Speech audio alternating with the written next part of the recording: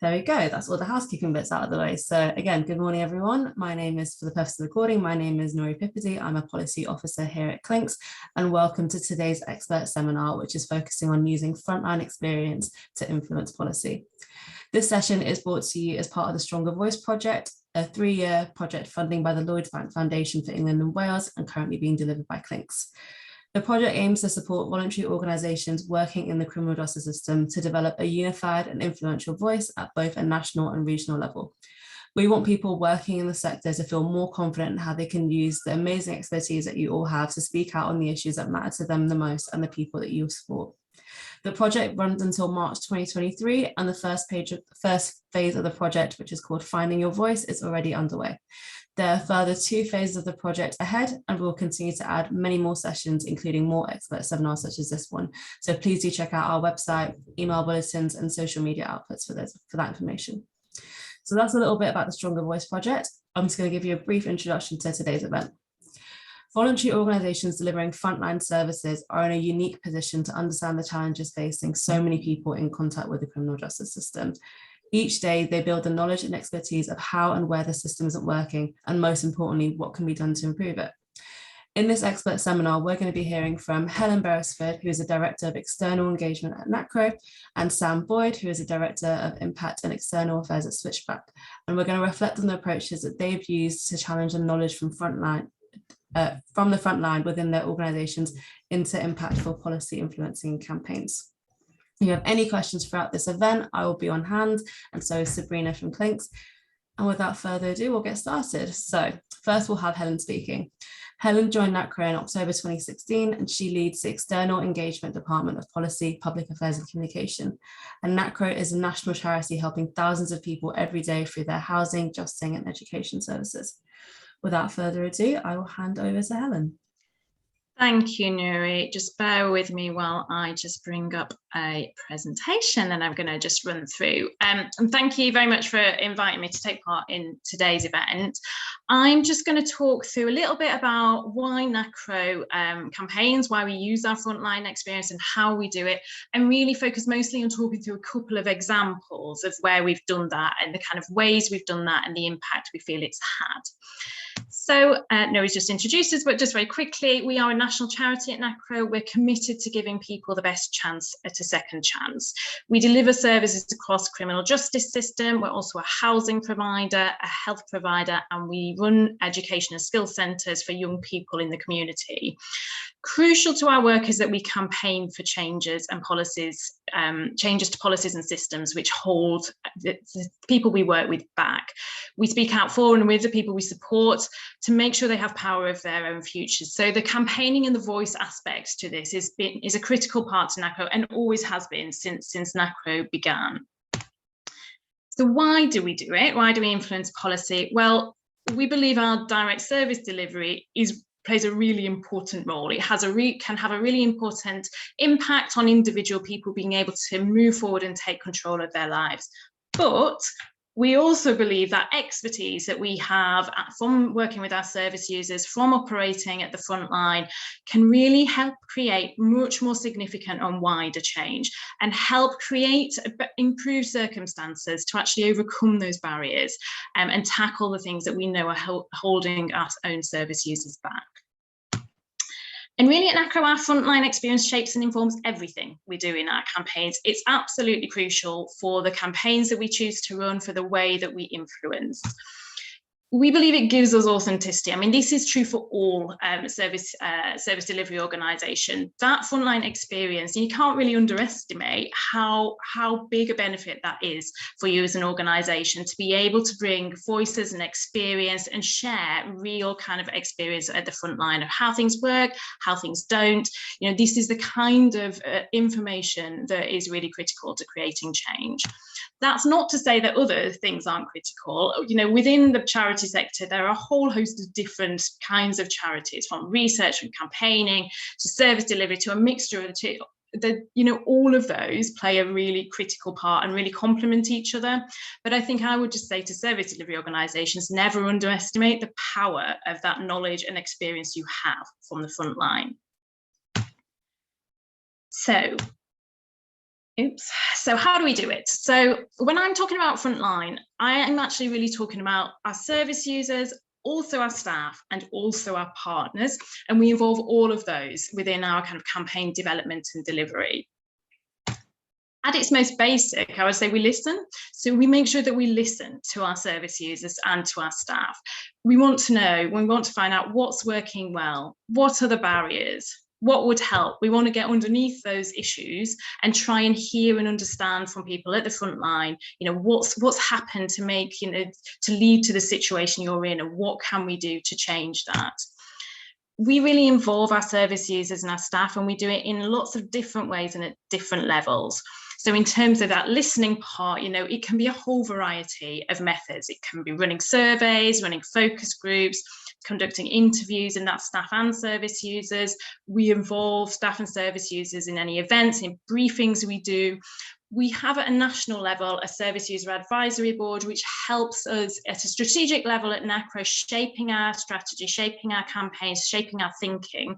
But also service user involvement is across the board at Nacro in all of our services, from education, housing to justice, at local level right up to the national level. We also have a mixture of formal and informal. So we have the more kind of formal groups and forums we bring together and the processes we run, but actually you also can't underestimate the impact of just the informal, the conversations you have, the things that you overhear. Actually, they are so important to helping shape your understanding, and then the campaigns and the policy influencing that you might then go on to do. And again, we have a mixture of the kind of continuous and the ad hoc. So the existing forums that run on a regular basis, and our advisory boards with service users, but also, we'll bring together groupings of people on particular issues. So an example would be the recent prison strategy white paper. We brought together groups of staff to talk specifically about the questions we wanted to hear about, and also service users to talk to them. And that's really recognizing that not everybody will have experience of all of the issues. So, we're not going to go and talk to people if they don't, they don't feel they have something to contribute. We can understand their kind of experience and their views, but it's important to be able to reach out into the different parts of our organisation and to get the experience from across the piece. And then finally, we are really committed, certainly in our new strategy over coming years, to really increase how we involve our service users and staff in the design and delivery of our campaigns as well. The final point is really about stakeholders and partners. As I said, this group is also important for us in how we develop and deliver campaigns. We try and understand an issue in its whole, in its entirety. So we try and make sure that we're not just seeing it from a Nacro perspective of what we've experienced, but we can touch on this a bit more in some of the examples I go through, but just really understanding that there's lots of stakeholders who are involved in this, and actually what's the impact on them and what are the challenges they might also be experiencing. So it can all really start with just one experience. And this is just reflecting back to the point I said, that it's not just about the formal structures. Sometimes it's the informal. I remember back in 2018, and I was sat in a room, and hadn't been at Nacro that long. I was sat in a room with a number of my team, a number of our resettlement staff as well. And one of our colleagues started talking about John. And John was someone he'd recently supported coming out of prison. And John had quite significant mental health problems. He had substance misuse needs. He was released from prison homeless. He needed to go to the local authority and present to apply for housing. He was released from prison with £46 discharge grant. He was released from prison without medication that he needed and without script. He needed to go and register for universal credit. He was passed from pillar to post between job centre, between local authority, no one really taking responsibility for what he needed. And to make it all that much worse, he was released on a Friday. And so time was running out quickly for my colleague to help him get any of those things in place that he needed before the weekend, when all that support would no longer be available. So seeing the look of horror on my face, my colleagues continued to share these examples. So there was example after example, and we heard about Darren, who had a similar experience. He'd been released from prison homeless. In fact, my colleague had been accused of conducting a sit-in in the local authority as he refused to leave before the local authority actually took action, because Darren should have been priority need for housing, but actually hadn't been assessed as that. So this was just a continuous, and this is one of our services which is a more intensive resettlement services. Our staff go with people to appointments, but you know, they were still struggling on release from prison, despite having somebody there advocating for them. So what was happening to all of the other people who didn't have that level of support? So really this started for us basically 4 years of focus, almost 4 years of focus on highlighting these practical barriers to resettlement. We went out to all of our staff in the different services across Nacro to find out, are these the same challenges you're seeing? Are there any regional differences? What are the solutions? What would help you? Are these common themes? We talked to our service users, and we found that these were common themes across the whole piece and that all of our services, and that we took the decision that as a result, we needed to do more on those. So as I say, that led to a number of years of focus really on highlighting all of these barriers, from the Friday releases, from homelessness, from discharge grant, from universal credit, and really showing that picture of all of the barriers. We decided initially to start with a focus on Friday prison releases. And the reason, well, there were two main reasons why we did this. One, we felt it was such a tangible and practical example of something that was clearly making it more difficult for people on release from prison and could have quite a simple, straightforward and practical solution.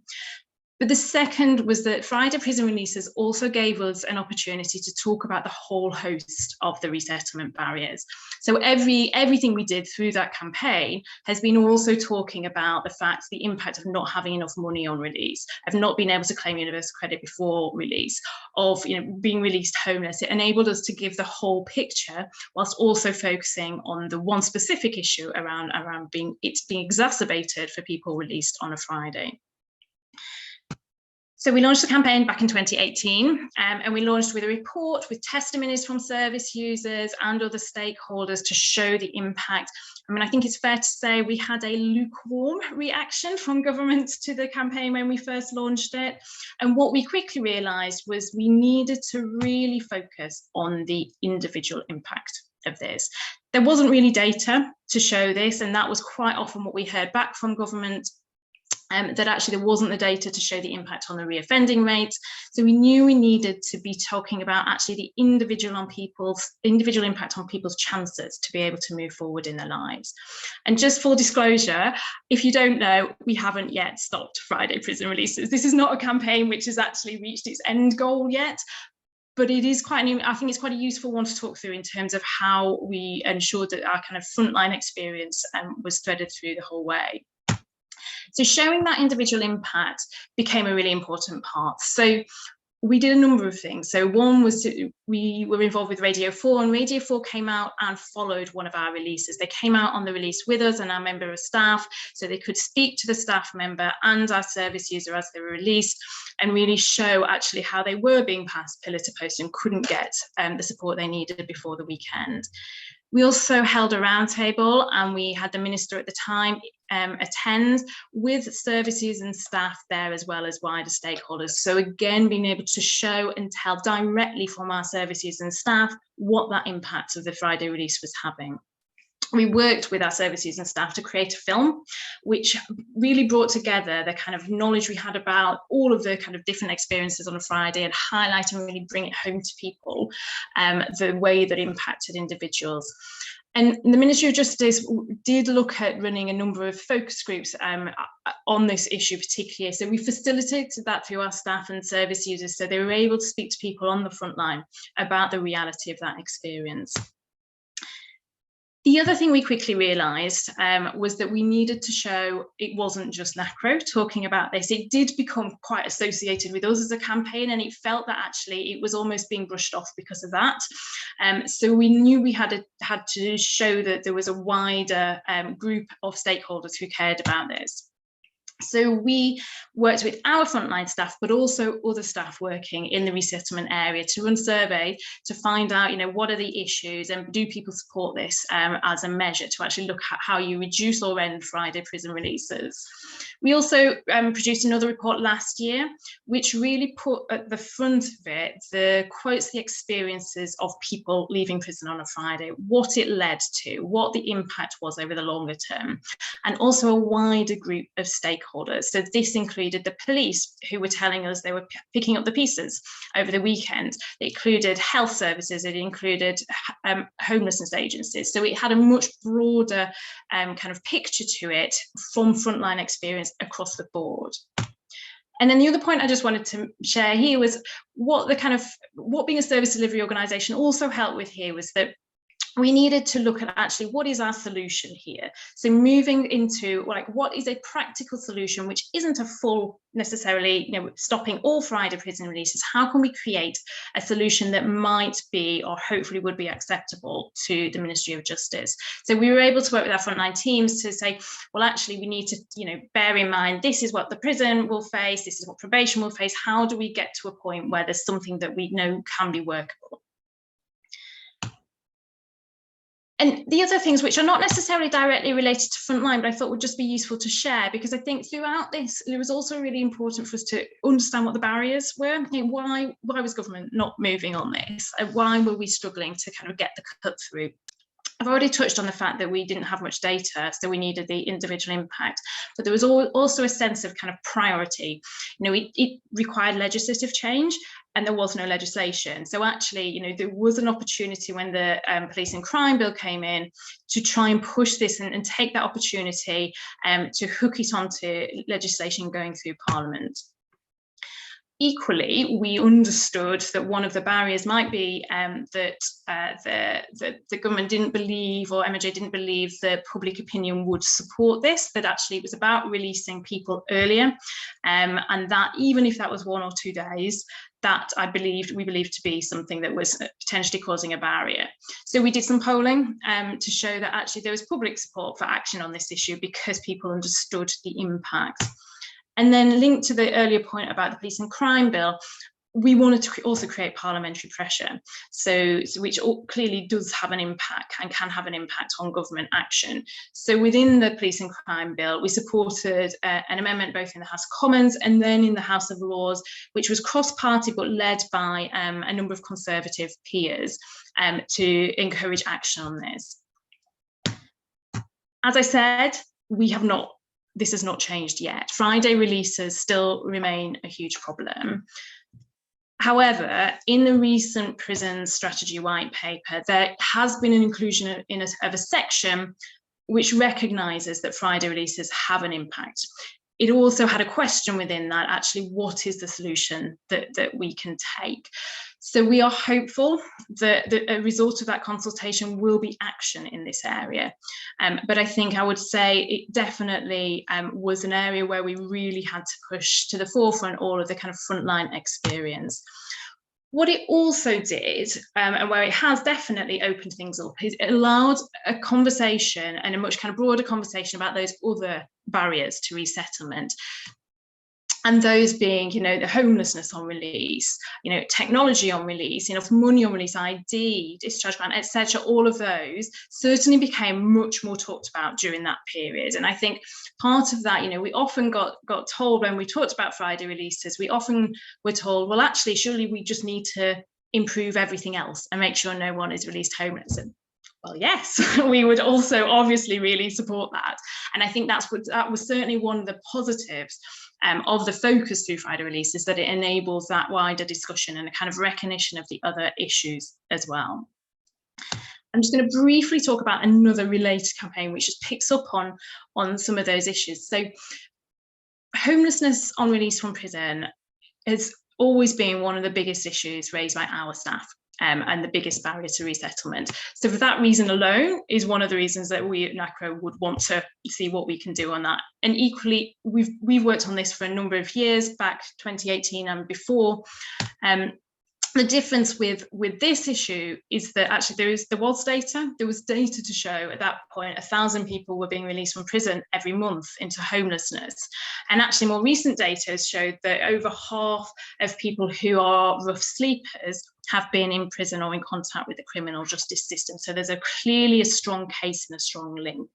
But we still needed to show the individual impact of this. So there had been lots of work by us and others in the sector around homelessness on release from prison before COVID, and it had started to rise up the Ministry of Justice's priority list. Clinks helped put together a special interest group. There was lots of different work going on this, but I would say that the pandemic really put this under the spotlight. As you probably remember, at the time, in the first lockdown, there was a huge push to have this Everyone In campaign. So getting all rough sleepers off the streets and into accommodation during that first lockdown. Yet we were still seeing people being released from prison directly onto the streets through that period.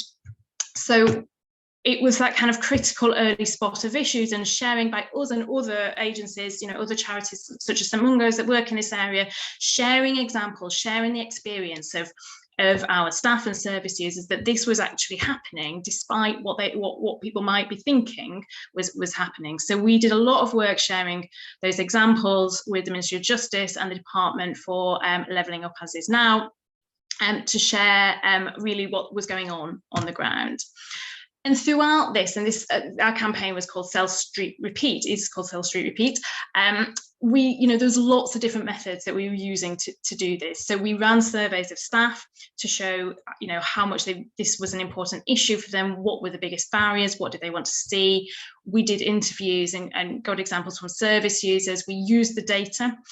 We also worked with the media to put a spotlight on the issue in the media, and work with MPs to ask questions and really look at creative ways to share the individual impact. Again, we created films, we created audio, different ways of actually bringing home what the reality is for people who are released from prison homeless. During COVID, as the Ministry of Justice did introduce then an emergency accommodation fund and set up homelessness prevention task forces, really in recognition that there was an issue and actually they needed to take action, because whilst we had an Everyone In campaign, it was not acceptable that people were being released directly into homelessness. What that COVID action also then allowed us to do, and allowed the wider sector to do, is really push for longer term action on this issue. So there was much more of almost solidified that link between homelessness and rough sleeping and prison leavers. Just one other consideration I wanted to mention, that actually at this point, our focus for Sell Street Repeat was to influence the spending review and to try and get commitments from government to fund and to put money into housing for people coming out of prison. And through this period, we've seen the Ministry of Justice really increase its understanding and its commitment to this issue. So actually, it was now looking at who do you have to influence in terms of the spending review? And that's obviously Treasury and Number 10. And we were involved in a cross-sector letter to Number 10, which asked for action in the spending review, and that this was kind of set out by the sector as one of the priorities that needed to happen to ensure that we tackle this issue of homelessness on release. And then in terms of where we are with this campaign, I'm sure many of you will know, but we've had commitments now in the last 2 spending reviews for funding for temporary accommodation, so what's been known as the transitional 12-week accommodation, which the last commitment in the white paper has been to expand this across the country. There was also commitment in the spending review, last but one, to Department for Levelling Up receive funding to also help people access the private rented sector in certain areas. Now, I don't make any claim that this solves the issue of homelessness on release from prison. It doesn't. We need more, but it is a significant move and a significant commitment from the Ministry of Justice. We absolutely need to push it further, but I would say, this is a real recognition that I think the power across the sector of showing the impact of some of these issues can really move things forward. Finally, I'm not going to dwell on these. I know Sam will talk more about discharge grants, but as I said at the beginning, back from 2018, what this kind of focus allowed us to do was talk about all of these other issues as well. For things like, having enough money on release from prison was a really key theme that we made sure was just threaded through everything we ever did. So we had our staff work with their service users to collate information about actually what people were spending the discharge grant on, how much was it, what was it stretching to, what was it not stretching to, how are they getting other money, and how was that or not, and how were they surviving or not, and sharing that in through Ministry of Justice and into officials, and just making sure that was consistent. The final couple of slides, one was just to reinforce this point about continuous and consistent messaging in campaigns. We took every opportunity we could and every meeting we were in to keep saying the same messages and ensuring that our frontline experience was always put right there at the front.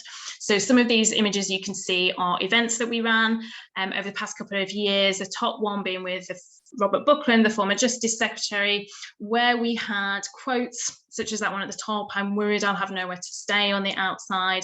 So just continually highlighting that challenge around accommodation. The image below it was talking about finding accommodation had been the biggest challenge identified by our frontline staff and other frontline staff during COVID. Underneath, you can see the basic essentials. This was one of the big themes that came out of our surveys with staff and other frontline staff in other organisations, calling for the discharge grant to be increased, all of the same messages. The event you can see with David Lamy, our staff member Lavinia, who's a resettlement worker, was on the panel and was able to just channel and share her direct experience, but also that of her service users. And right on the bottom right, you can see another member of staff who filmed a video diary for us about her trying to find accommodation for one of our service users and the challenges that created, and just really brought to life in a different way the ways that this impacted. Final thoughts from me. So just a couple of general thoughts, which are, as in any campaign, understanding the political context you're operating in and what tools you can use and which are most effective is critical.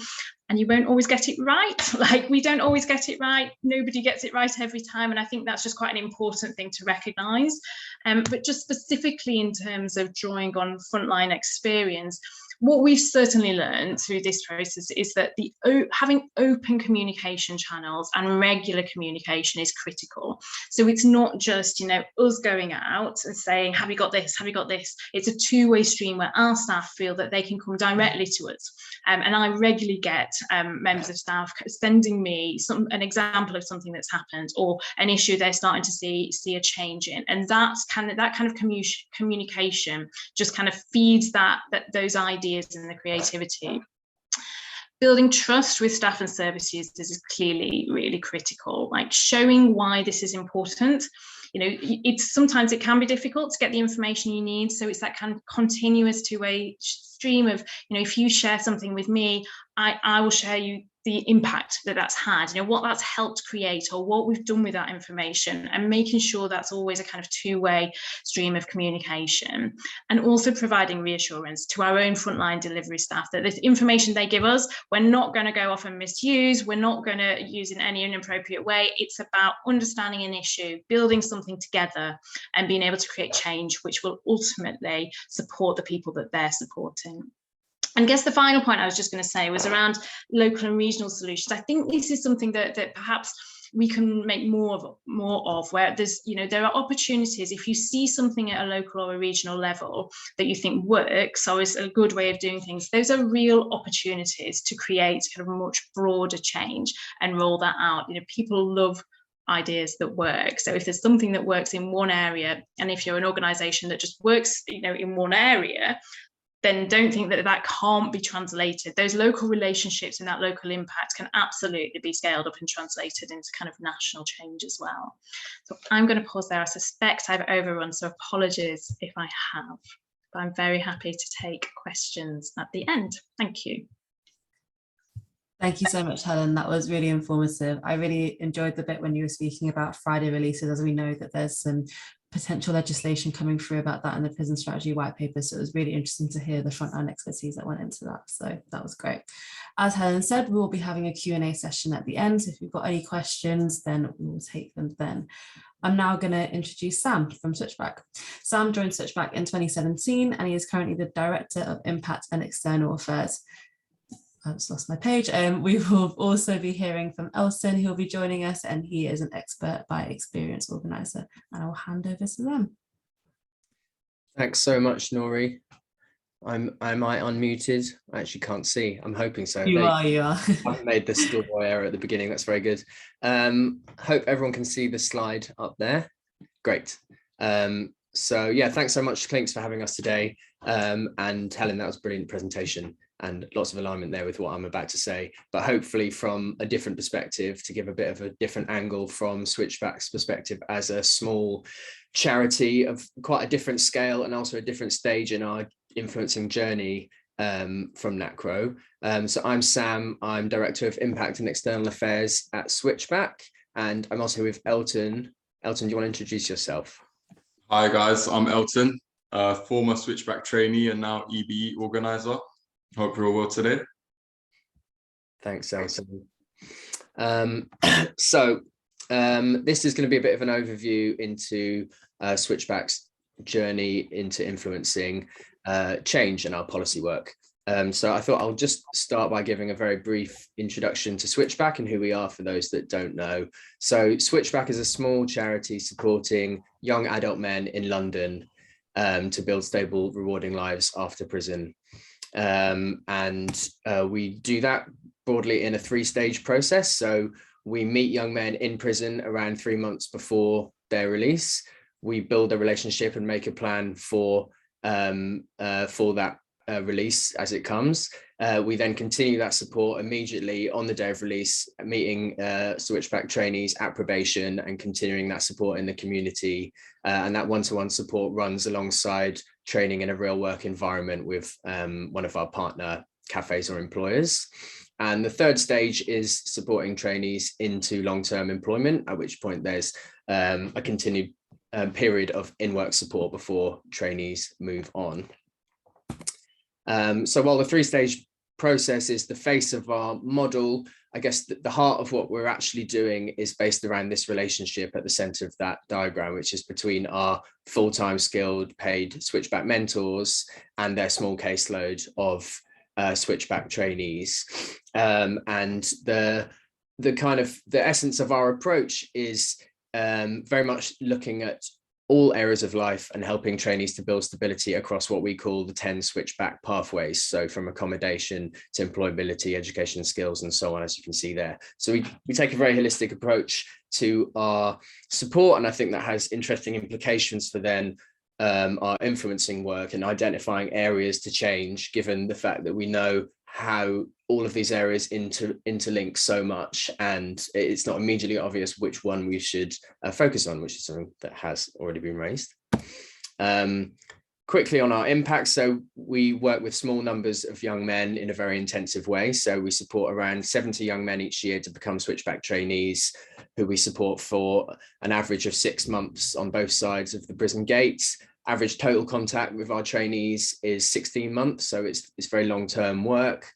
And while we are, very proud that we support 55% into long-term employment and 92% who don't reoffend, really we see those outcomes as a byproduct of what we're really aiming for, which is this measure of real lasting change. So we've got our own benchmark of change, which seeks to take a more holistic approach about building stability across those 10 pathways, and over 60% of our trainees reach that benchmark. So just to give a little background on our launch into influencing. That decision was made in 2018 after 10 years of Switchback operating solely as a delivery organization. In fact, I think when I joined Switchback, the media policy was Switchback does not have a view, essentially. So that was the starting point, which was a very blank piece of paper. But I think that decision to venture into influencing was based on two things. One was the level of need that we were seeing among our trainees and the barriers facing our trainees and facing Switchback as a charity were becoming more and more acute. And I think there was more of a feeling and a motivation that we should be doing something to try and address those head on, rather than just trying to work with them and accept them as part of the status quo. And I think the second thing was that after 10 years of really successful impact, there was a feeling that we had a lot of data, a lot of evidence, a lot of expertise and insight that we have perhaps something of a duty or responsibility to share, and to try and not keep that to ourselves, and to try and have a broader impact with that insight. And so the photos here are just kind of giving an insight into what we started off doing at the beginning to try and pilot and test this work. So we put out a first policy pamphlet to try and collect what our key messages would be about the kind of system we want to build. We got Rory Stewart to launch that at an event with about 100 people in the city, which feels like several lifetimes ago now that he was prisons minister. And on the back of our first written submission to a Justice Committee inquiry, we're invited to give oral evidence in Parliament. Then that's quite it terrified me in that photo there in 2017, about 3 months into my job at Switchback. But I think that, you know, it spoke to how we were quite pleasantly surprised that as a small organization without much of a profile, in quite a short space of time, we were being listened to, and there was a real appetite to hear from us. And I think that gave us confidence to, in our 2019 strategic plan, to elevate this aim around inspiring change, to sit alongside our aim to support more young men in that 3-year period that we're just come to an end to now. So that was quite a big shift for the organisation. It's something that in our new plan, which is coming out very soon, is going to be furthered, which is obviously really exciting for us.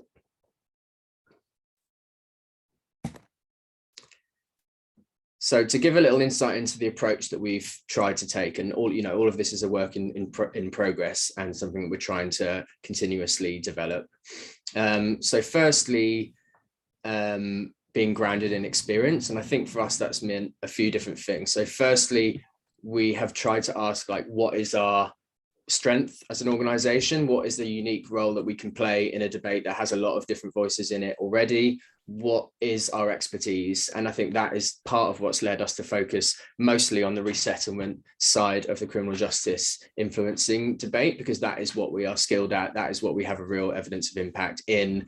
And, you know, coupled with what we were hearing from our trainees and from our staff, that is where we identified a big area of need, and also a particular gap in advocacy compared to perhaps stronger voices that already existed in prison reform and earlier intervention.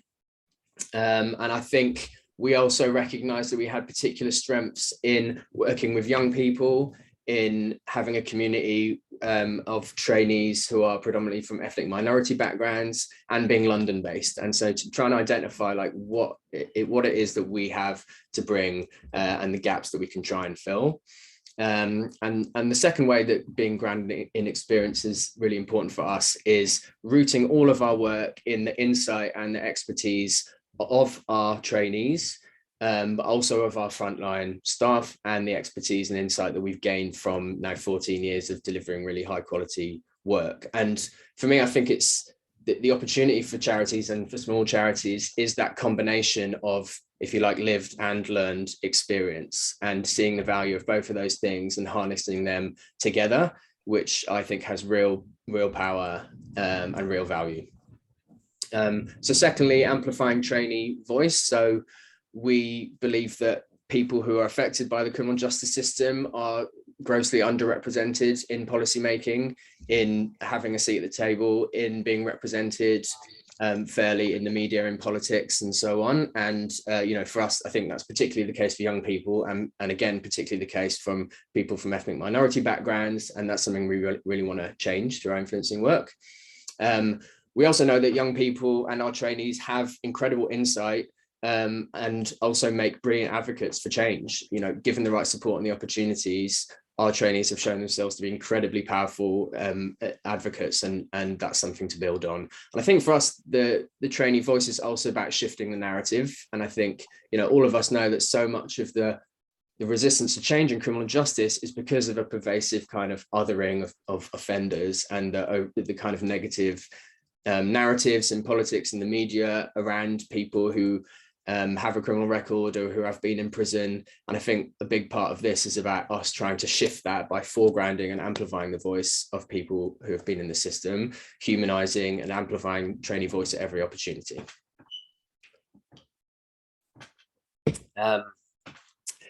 So radical yet realistic, I put here just because I think a conversation we often have at Switchback is the scale of change we want to make in the system we know is so, well, the scale of change needed we know is so significant. And we know that the criminal justice system is pretty broken in many really significant ways.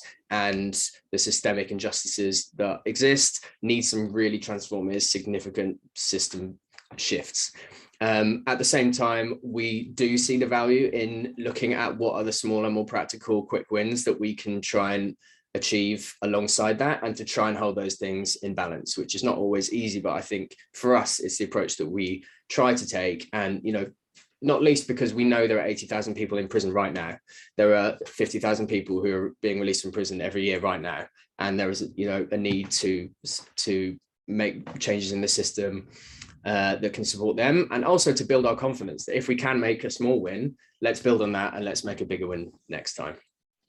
We also try to do different things and to vary our tactics. So we're interested in shaping policy, but we're also interested in trying to shape practice, in trying to shift perceptions. And I think we've taken the approach of, as a new organization in this field, trying different things and seeing what sticks and trying to learn from that. And finally, rooting our work in this area in relationships. So we know the power of relationships in terms of what we do as a delivery organization. We try and translate that through to how we think change needs to happen. And that means building relationships in government with officials, you know, from scratch. So that's been a lot of the work, is building those alliances, building those relationships, but crucially working in collaboration with others too. So we know there's so much shared motivation with other criminal justice charities, with working with Clinks, working with Criminal Justice Alliance, working with others. We put out a joint article with Working Chance last week. We worked during the pandemic with other small charities to put out shared messages. So trying to work in collaboration and rooting our working relationships is also crucial. So I mentioned around trainee voice and grounding our work in the expertise of our trainees. I'm now going to pass to Elton, who's going to describe a little bit about our Experts by Experience board, which is a major way that we try and make that happen at Switchback. Elton. Right, so what is EBE, you may ask?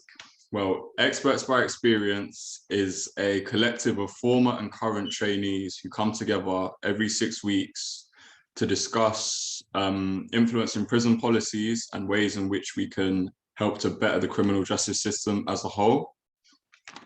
Founded in 2017, EBE is a space for young men from all backgrounds to come together, connect, and engage in constructive conversations.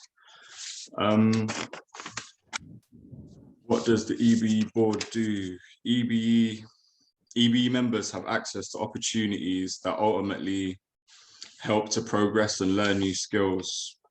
Take Isham and Cameron, for example, former Switchback trainees. Isham was the first Switchback trainee to become a policy intern and also went on to be a trustee board advisor. And Cameron, my guy, he started his Switchback journey around the time I finished mine. Cameron eventually went on to do the Switchback junior mentor role. And well, he smashed it because he's now a full-time mentor at Switchback. And a cheeky bit of promotion, he will be hosting his first installment of the Switchback Speaks series with Patrick Hutchinson. And you can catch that live on Instagram and Twitter from 6 p.m. today. So tune into that if you've got the time. And then examples of our impact. Well, some of the things we've done since EB has been about are we helped deliver training to undergrads. Sorry about this, I'm a bit new to this stuff. We helped deliver training to unlocked undergrads, a social media campaign to raise awareness of racism in the criminal justice system. And trainees also campaigned to raise the prisoners' discharge grant up from £45 to £76. Moving on to the vision, I guess the vision for EBE in the future is for EBE members to have a lot more control over meetings, the activities and the discussions that we have. And just to continue to make bigger changes where possible. A lot of us use EBE as a way to give back to Switchback and society. And I guess it just feels good to be a part of something, really. And that's all I have, to be honest. Back to you, Sam. Thanks, Elton. That's brilliant. And yeah, Elton's doing great work as our first Experts by Experience board organizer. Trying to anyway. At the moment, succeeding very much. And yeah, as Elton mentioned, that is part of the journey that we are going on with our EBE board of over time trying to gradually increase independence, the autonomy, the power of the board to determine its own future and its own role in our influencing. But I think we've tried to be realistic that we know that's a gradual process, but we're really happy with the progress, and the EBE board has played like a really instrumental role, not only in deciding our kind of policy priorities and feeding into our campaigns work, which I'll talk about a little bit in a second, but also in our to kind of core delivery questions and kind of strategic direction of the charity, our new plan that's coming forward. Nora, I know I started a little bit late, but how long have I got now?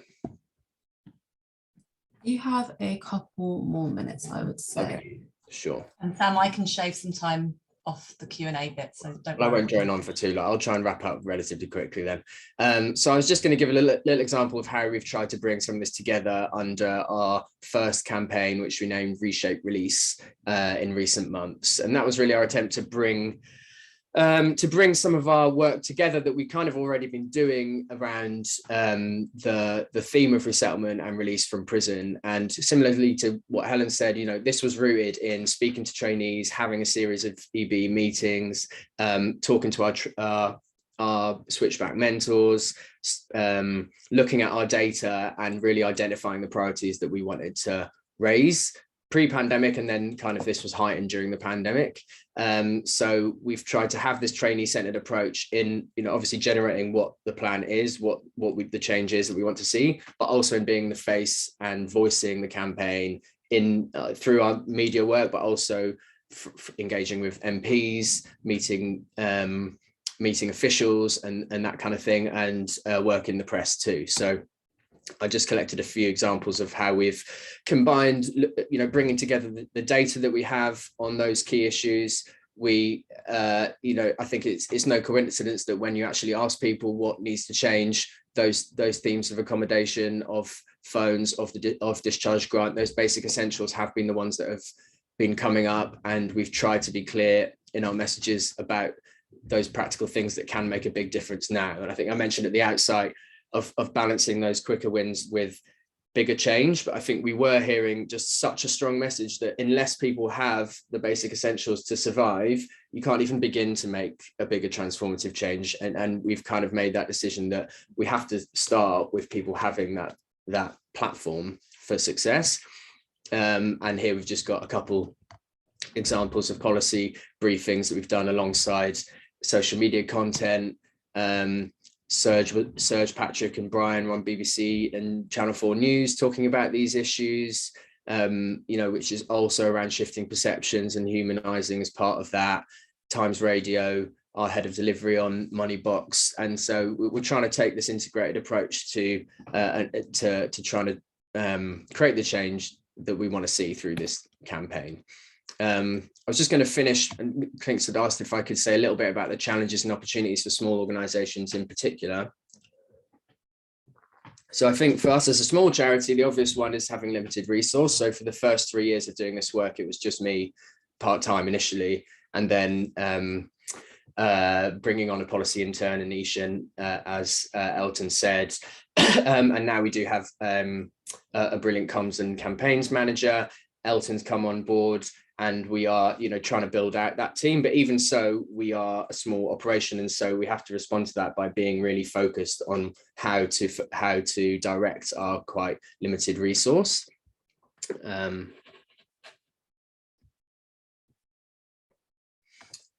The other challenge that you'd obviously have starting out in this area is that having a relatively low profile and not having the access to officials, to ministers, to MPs, and having to build out from scratch. We've responded, as I kind of mentioned, by having a really relationship-centered approach and trying to build up those relationships and going from there, and also trying to use comms in a creative way, which I'll speak about in a second. There is a challenge around involving people that Switchback is supporting. There's often a very understandable reaction when you speak to a young person that's come out of prison, which is, why should I bother trying to change anything? Nothing's going to change. And of course, if all you've seen is a system that has appeared to work against you for most of your life, that is an incredibly understandable response. And so how we've responded to that is trying to do a lot of work with people to help trainees build up their own power and influence, and to see the value of trying. And that's a lot about feedback loops and continuously feeding back to trainees who are involved that this is worth it. And so we did a lot of that, for example, with the discharge grant, of feeding back, that you guys played a real significant role in making this change that, albeit is a small one, is going to make a tangible difference to 50,000 people coming out of prison every year. And I think that really helps to build confidence. And now we hear a lot more back from EB members of building their own motivations to be involved and wanting to change the system. And that is the shift that is ongoing. And I guess this isn't specific to small organizations, but the scale of the problem and the change needed in criminal justice is really significant. I guess as a small organization, it can perhaps feel even more daunting, because what can you as a very small outfit try and achieve when the problems are so big? But I think, again, the thing there is to identify that you can make a difference even as a small organization, that there is a lot of appetite out there to hear from organizations that know that have those relationships with people, that know the impact of the system best, and that understand the solutions too. I'll end there. Given time, I'm happy to share the slides. There was only a couple left. Helen had mentioned a few of these, and I was just gonna pinpoint a few things where we know we're not the ones that have had sole responsibility for any of this, but we feel like we've played a part, and helping to push things along in terms of working with colleagues on the discharge grant, with having this principle of the basic essentials being a thing in the white paper, with having funding for housing in place, with getting this £20 million prison leavers project that the MOJ have launched off the ground. We're involved with from quite an early stage. We've seen even the language changed in things like the new probation model, talking about motivation relationships, and then more direct things like training 100 prison and probation officers that's come out of this. But building new relationships, having coverage, raising our profile. One thing to mention quickly on that is that we've seen a real positive knock-on effect to our delivery and to our other areas of work from doing the influencing. So in recruitment, people are more likely to know who we are. More people want to become Switchback mentors. It's had a real galvanizing effect for the team to see that we're doing this other systemic level work as well. And finally, and most importantly, I think what we've seen is the real positive impact of helping trainees build their skills, confidence, and influence to be part of this, be part of our influencing work, and be part of trying to change the system for the better. I'll stop there. Thank you so much, Sam. That was really insightful. It was great to hear from you too, Elton, and I think you did brilliantly. I'm going to hand over to Jess Mullen now. She is the Director of Influence and Communications here at Clinks, and she will be facilitating a Q&A session with Helen, Sam, and Elton. I'll hand over to you, Jess. Sorry, was struggling to get myself off mute there. Hello all, it's really nice to see you all. As Nuri said, I'm Director of Influence and Communications at Clinks, and I'm really pleased to be here. It's just nice to see all of your lovely faces. I miss seeing you in person, but this is the second best option. So I'm just really happy to be able to chair this session and have a chat with you guys really about this. it's an opportunity to get quite geeky about how we do this work, and particularly how we use knowledge and expertise from frontline delivery to really think about how we better affect change in the areas we want to affect it. We've got about 25 minutes and I want to leave time for questions from the audience as well. So I'm going to cut some of my questions that I had down, because some of you, Helen, Sam, Elton, you've touched on some of the points I was going to ask anyway. But I guess the first one I wanted to start with was really, and I'm asking this partly because I want to know, because I don't have the answer. Given the breadth of challenges we know exist in the sector and that you obviously see in delivering frontline work, how do you prioritise amongst them and make choices about what to campaign and influence on? And I'm happy for Helen, you're taking a deep breath. I was going to say, when you figure that one out, Jess, please let me know. It's a really big challenge, and at Nacro we deliver across housing, education, health and justice, and so there are a whole host of different issues and kind of cross-cutting issues beyond those as well. In all honesty, we take we almost have like a matrix. So there's ways we consider issues. So we've just recently gone through a process of identifying what our policy priorities will be for the next few years. And that was based on feedback. So what we'd heard from service users, it was based on what we'd heard from staff. It was based on consideration of the current political environment. So that it, to some extent, what we think, kind of touching on Sam's point, what we think is possible in the short to medium term, and also what we still want to do, even if we don't think it's possible, but over the longer term. And so it doesn't mean that it precludes us from doing any of those things. It just possibly means they're almost sequenced differently and approached differently. There are some things that are those kind of, I think for organizations like ours, like getting success is important. So actually creating impact is important. So having those kind of short-term things as well as the bigger term, longer change is a really important consideration, I think, because as Sam said, it makes a massive difference. Having somewhere to live makes a massive difference for somebody. So it's a mixture of all of those things, I would say, the kind of wider political context, what we think is winnable.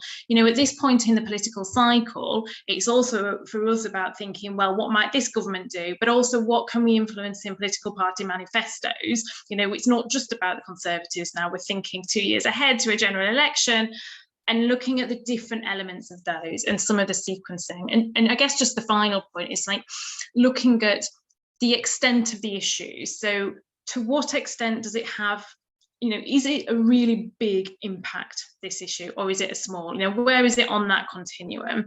And even if it's small, or even if it's big, is it a small group of people? It's almost, we literally go through all of those things to consider and then think, in the round then, which of those are we going to do at which stage? We rarely take decision not to do things. If we take a decision not to do things, it's quite often because somebody else is doing it. We look at somebody else already campaigning on this, and it makes no difference. We won't add anything to that debate. They're doing a really good job, or we can help by giving our name or some examples, but we don't need to run our own specific campaign. So there's lots of considerations. I don't necessarily have a simple answer because it's not simple. And things change. You have to also be reactive to change. Things come up all the time, which you think, gosh, I didn't see that one coming. That wasn't in our kind of thinking, but we have to respond to that. So, Sandy, you have the magic answer of how we say no to things. No, but yeah, I can share some reflections. I mean, I think, I can remember starting off on this journey at Switchback and looking at that pathway wheel and just thinking, we could spend 3 years just on any one of those pathways. We could just be looking at employment, we could just be looking at housing, we could, and that can feel quite daunting. I think how you get through that, or how we've got through that, is a few things. I think, as Helen mentioned, starting with the insight, starting with asking questions and what is most important to people and what are their priorities, and what is the need, and from that, where is the biggest opportunity for bang for your buck, as it were? Where is the biggest change that you can make? And balancing that, crucially, with where are the opportunities for change, and what is the current context, and where are some doors a bit more open than others. I wouldn't say that rules out pushing on things that seem impossible, because, for example, even on the discharge grant, I remember, you know, it wasn't that long ago that everyone was just like, there's no point even bothering, no, they're never going to do it, and things can change quite quickly. And so on those bigger systemic issues, I still think it's worth banging the drum on them, even if it feels like it might be screaming into a void. I think the other way that we've come to terms with this is just being okay about letting go and realizing that we can't do everything, and it's okay to say, yes, we know all this other stuff needs to change as well, but we're going to try and play our part in pushing for this bit of change over here, and we will build that out to do more later, and just being okay with that, and leaving room for being opportunistic. I think Helen spoke about that a bit. You know, if there is an opportunity to suddenly it looks like we might be able to push on the discharge grant, it wasn't in our plan. We didn't have a list of 10 policy things that we were definitely going to focus on in that year, because we wanted to have room to be able to act on that if the opportunity arose. So that's kind of how that happened, and we worked with Nacro and others on that. So yeah, I think that's our approach, just to have those priority issues, to support others on their work as well. Yeah, that's how we've been approaching it so far. It's interesting, isn't it? I think there's something really in that balance between knowing what the priorities are of the people you're working with and the opportunities, but that also presents a challenge, because there are times when there might be a real priority issue that people are facing that we know there's no opportunity to influence on, and having to feed back that actually that's not something you're going to act on. I mean, we find it hard enough at Clinks, but we're feeding back to you guys. We're not feeding back to the people who are ultimately experiencing that issue. How do you approach that? I can jump in. Yeah, it is really challenging. I think what's really important in all of this is about honesty and transparency about actually what's the reality. Why are we doing what we're doing? And how are we making the most of our opportunities? I think it's also clear to recognise that even if we think that there's no kind of influencing opportunity, that doesn't mean to say we shouldn't say it or we shouldn't talk about it. It just means that you might not be putting all your resources into actual specific campaign on it. It could still be absolutely the right thing to be making sure your message gets out on. And if that is really important to people, then we should be facilitating their ability to do that. I think, you know, I was reflecting recently, we've been working with one of our young people's housing services, and we were doing some focus groups and some listening with young people there, and they were starting to raise an issue that, you know, is nowhere near on our kind of priority list, but actually it was a really interesting issue, and there was so much feedback on this specific issue that we said, you know, this is obviously a really important issue in this area for you. What can we do to help you raise this issue? Can we look at how we give you the skills? Can we try and work with a local authority to find a way that we can support you to do this, but you can go and do this as well and raise these issues? So I think there are different ways of doing it, but I do think there's quite, you know, being open and honest about things has a really important place in this. Yeah, thanks, Helen. Sam, do you want to add anything, or Elton? Either of you? I don't think I've that much to add on that. I think that's right. Yeah. Cool. Yeah, there's definitely something I think about that. Sometimes we need to say it because it's right, even though it might not actually make a difference. And yeah. I suppose I'm also interested in thinking about, as service delivery organisations, what the sort of particular challenges of doing this kind of work are. And I think, Helen, you maybe touched a little bit on the sense that around some things it's just Nacro saying it sometimes is what people might assume, or so I wonder whether there's a particular set of challenges from the people we're trying to influence, but also whether there are any challenges with other stakeholders, be it funders or others, that you've come across.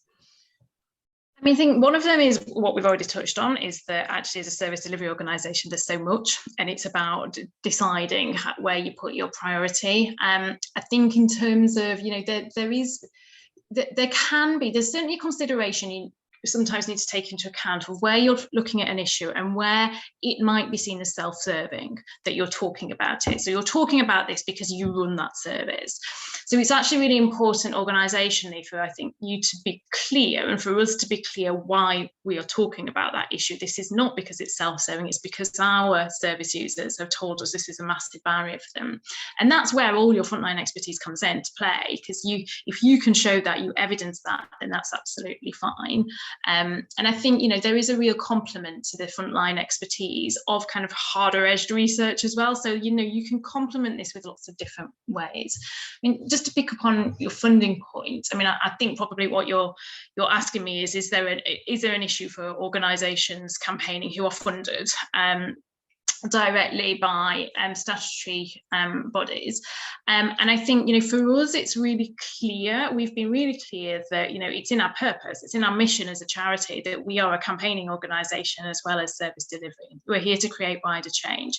If you have that clear in your purpose and your objectives as a charity, then that's what you should do.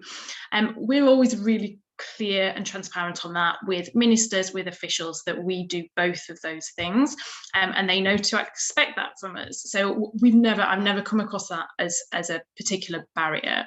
What I would say is, I mean, it's like anything really, relationships are really important. You build relationships up when you're trying to influence, as Sam referred to. You build, you know, where there's a really good committed group of officials who have been working for years now on this kind of release policy, and you build those relationships up. So if we, you know, if I'm finding an issue from our front line, then I would make sure that I've had a conversation with the officials about that, and that, you know, anything we do more publicly, I would tell them that we're going to do. It's about being transparent and open, and just serving those relationships, because, you know, they are important to be able to ensure that you can actually create change and have the kind of the trust of people.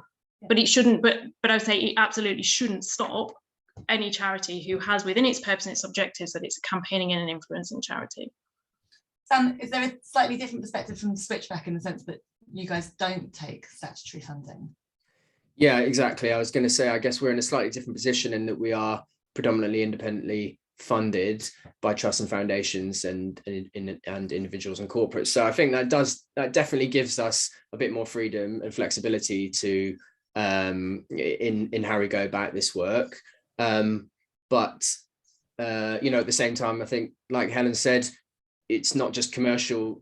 It's not just because you're not just thinking about commercial sensitivities. You're also thinking about, how do I want to maintain this relationship in some sort of way, or is this an example where actually we do want to be more confrontative about this issue? We do want to go in harder on this because it's the right thing to do. So you're balancing that, and different organisations take different approaches, many of which are valid. You know, we've had the approach of trying to maintain and work kind of on the inside track, as it were, with officials and ministers, but also now more so trying to work from the outside and to shift perceptions and to push a bit more with a bit more boldness back against some of the injustices in the system. And that's a tricky balance, but I think there's value to trying to hold both of those things, and that's the approach that we're trying to take. Thanks. I could talk about this forever and ask you loads of questions, but I'm sure people in the audience have questions too. I can see a couple. Molly from the Howard League. Do you want to choose one of yours? And then if we've got time, I'll come back to you for a second one. Feel free to unmute yourself. Yeah, I'll just go for the first one. So I was just interested in, Sam, when you were talking about influencing practice, and then you had the example of the more relational approach to probation. But obviously, you know, we're also in this political climate where there's this big focus on risk management in probation. And I just wondered about how you influence practice where there's a political climate that might kind of work against what you're trying to do and getting that balance. Sure. Thanks, Molly. I'm happy to talk a bit about our experience of that. Yeah, I think that was, we did build in an aim to influence, as we put it, more human and more effective practice, as well as more human and more effective policy. We had those two as kind of objectives within that broader aim of influencing change. So from the outset, we did see the value of in the last 3 years anyway, trying activity in that realm as well as policy. I think because it gives the opportunity to shape change on the ground right now in a much more immediate way in terms of how people are working with others in the system. But it also came because we were seeing some demand, and the more that people found out about our approach, the more that within the prison probation service, people were interested in learning from it.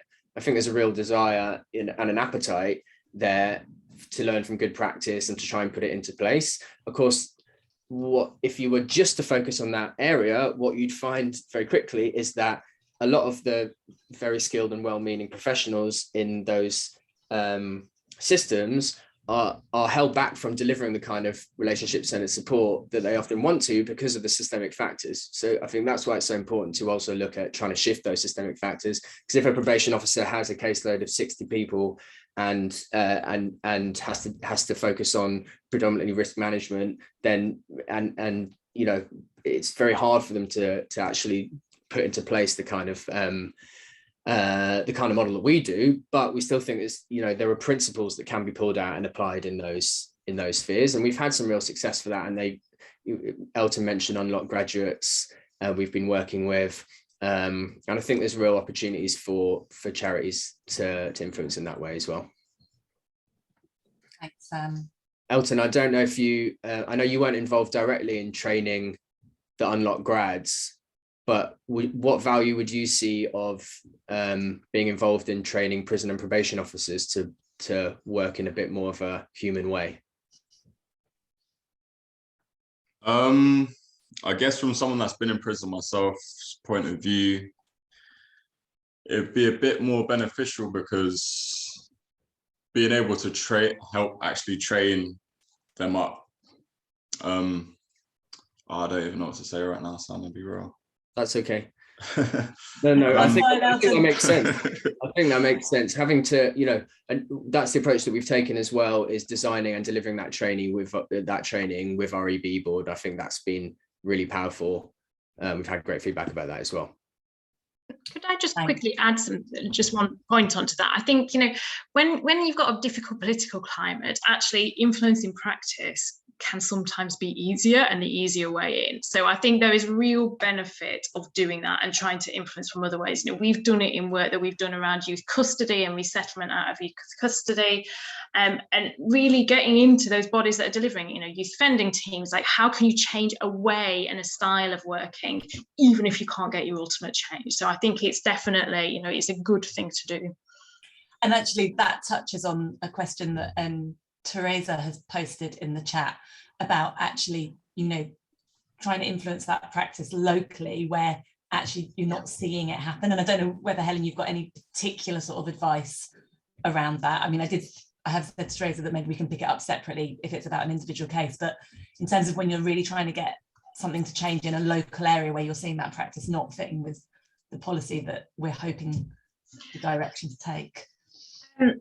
Yeah, I mean, I guess it'd be interesting to understand more of the context of who and what the bodies are. But I think, you know, understanding if it's within a certain body that you're not getting that change, and I think it is worth considering whether you do go wider than just locally and try and influence from a different perspective, or whether you need a different kind of organisation or agency involved. Sorry, it's quite hard to answer without knowing, but I'm really happy to have that conversation offline. Teresa, do you want to come in and give us a bit of info?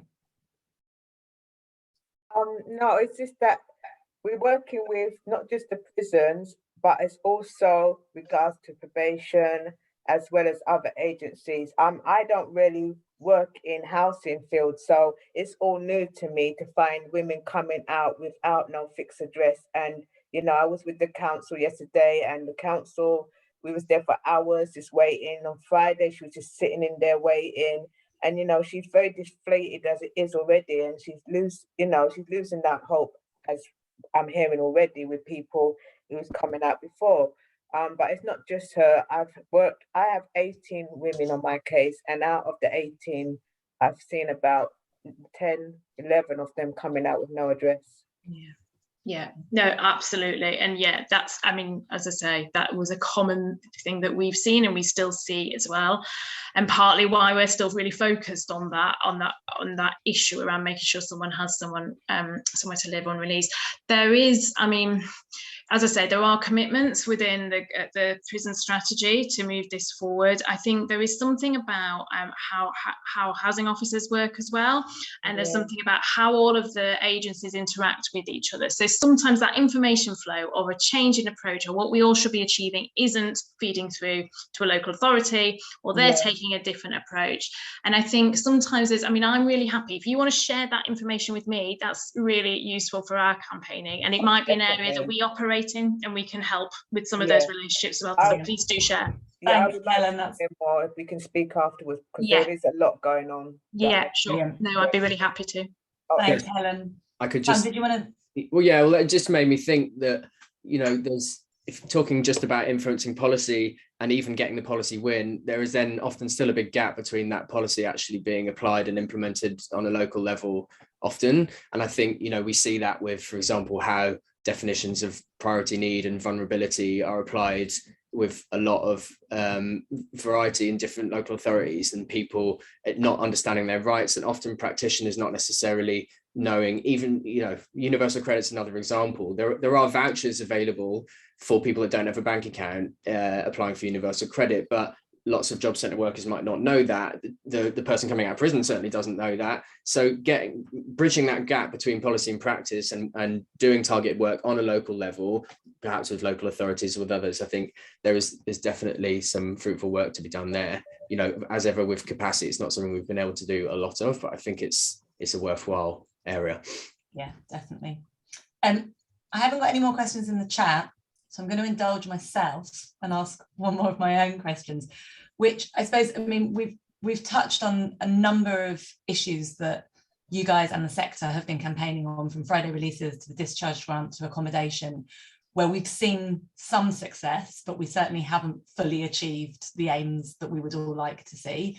And I suppose I'm interested in thinking about how, when we get some incremental success, we celebrate those while at the same time recognising that we haven't fully got to where we want to be, and particularly how that then links with, I think, Sam, you talked about both never compromising on our values, but also that balancing of being both radical and realistic, and how sometimes we get into incremental change that's not ideal, but it's better than it was, and how do we respond to that?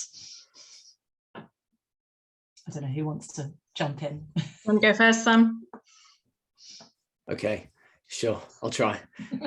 So yeah, I think it's a really important one, and we did quite a lot of soul searching around the discharge grant on this, because I can totally see the point of view that, the whole system is broken. This is just fiddling around the edges. It's not going to make a difference, and it's easy to see. I can totally understand that, but at the same time, I think you gain more value from recognizing that yes, it's a small change, but it can make a difference, and also linking it to a bigger theory of change and building on those smaller successes to try and push for bigger things. I think there's definite value in recognizing that, and also just in taking some joy and satisfaction from this work. It's really hard to try and achieve change in criminal justice. So I think unless you're waiting for incredible transformational systems change, it's going to be a long old slog. And I think you've got to celebrate the wins, even for that, for the morale of your community. And especially, as I mentioned, we're doing this with trainees.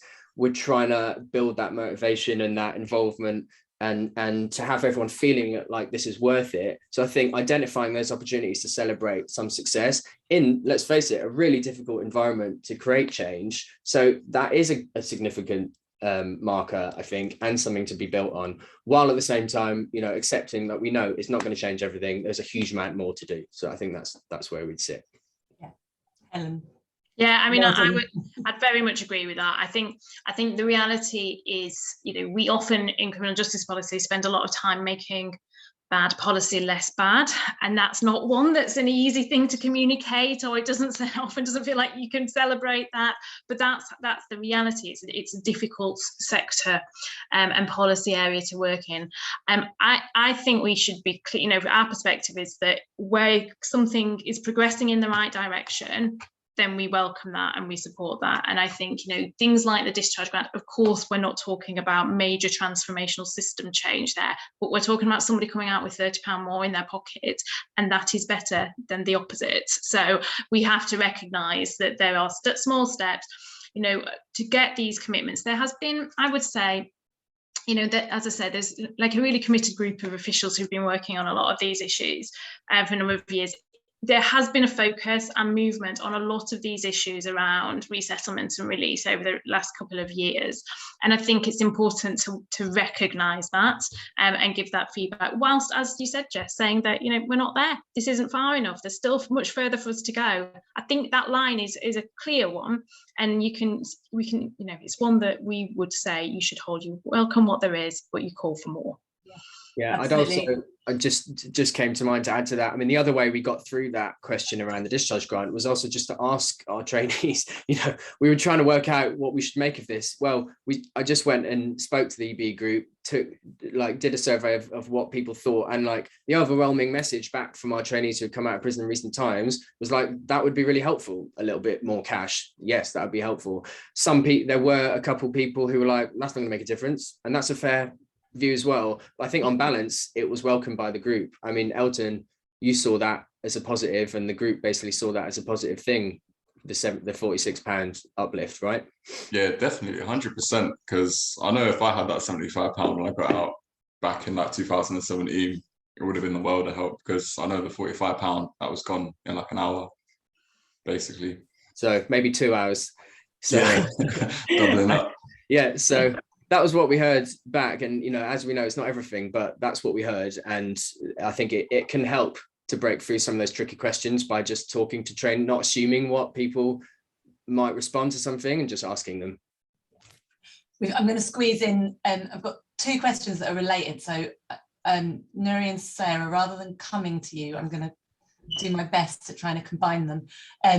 So, I mean, Elton, they're partly for you, but also for you, Sam, and Helen, you might have something to add in terms of how, when you're establishing experts by experience being involved in policy work, what can you do to increase the skills and experience and confidence of that group? And Elton, particularly for you, what's the thing that Switchback have done that has most helped you be involved in this kind of work? I'd probably say the opportunities that they bring to the table, like, a lot of places don't really tend to do that, just bring you opportunities just out of the blue, because I know right now this EBE organisation / facilitation role that I'm doing, it just got dropped on me at the beginning of the year when I was in a place where I felt like I needed to start getting busier again. So it's just a bit of a blessing, really. So opportunities, definitely. Opportunities and training. Yeah, and just to add to that, I think, yeah, it's a really good question, and it's something that we are often looking for other good practice around as well. I mean, I know that Working Chances Changemakers group, I spoke to Olivia, who's managing that, had a really good program of training mapped out that we were trying to learn a bit from as well. And our approach to that has been more informal recently, but we are looking at more formal training for members as well. And like Elton said, a lot of our approach to date has been more kind of experiential and just getting trainees involved in the work. Having those opportunities and helping people to kind of get into their stretch zone a bit and to present to a group of 30 policy people, for example, and you know, come to meetings and to gain exposure and learn by just being involved and shadowing me. We had a policy intern, we've got people shadowing on the board. But we do want to look at this year building in more training. We haven't to date had funding for that, but we now do, so we're looking to do some more of that, and I think it'd be a good idea. I'd also say we'd be interested in collaborating with others on that, so if there's economies of scale or if it's worth doing some joint training, I'm happy to speak to you, Sarah, and others about that as well. Brilliant. Thanks, Sam. I think I'm going to have to hand back to Nuri to close the meeting, but I've really enjoyed having this conversation. I'd probably talk about it forever. I hope everyone else has enjoyed it as much as I have. Nuri. And thank you, you guys. Thank you so much, Jess. And as she said, that was a brilliant conversation. I found it really useful, and it was great to kind of see that live, almost in the flesh experience of how frontline experience can influence policy with Teresa and Helen. So as I said at the beginning, this is part of a wider programme of training delivered under the Clinks Stronger Voice project. There are a few more advertised on our events page over the next couple of weeks, so please do have a look out, and many more sessions will be organised over the next 18 months or so. So please do keep an eye out. I'm just going to drop the link for the Clinks events page in the chat right now. We have one next week, another expert seminar, which is focusing on campaigning in the face of hostility. We're going to flash one more evaluation poll on your screen very quickly, just to find out how you felt about the event. And we're also going to send a more detailed evaluation in an email after this with some of the resources that you've seen today from the event. If you could put that on the screen, Sabrina, that would be great.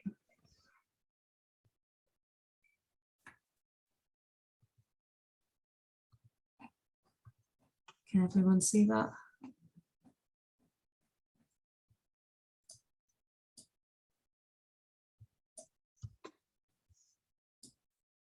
Getting some coming through, so glad it's working.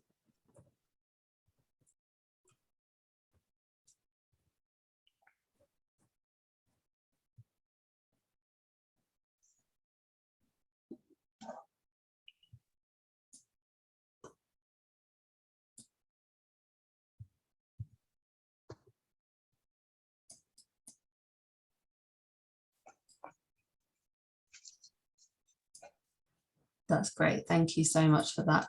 Again, thank you for all our brilliant speakers. Thank you to Sam, Helen and Elton. Thank you all for coming and contributing. We know how busy you are and how challenging it is to find the time, especially in this weird Zoom, not Zoom world that we're in. So thank you very much for attending, and I hope to see some of you guys at another session soon. Thank you.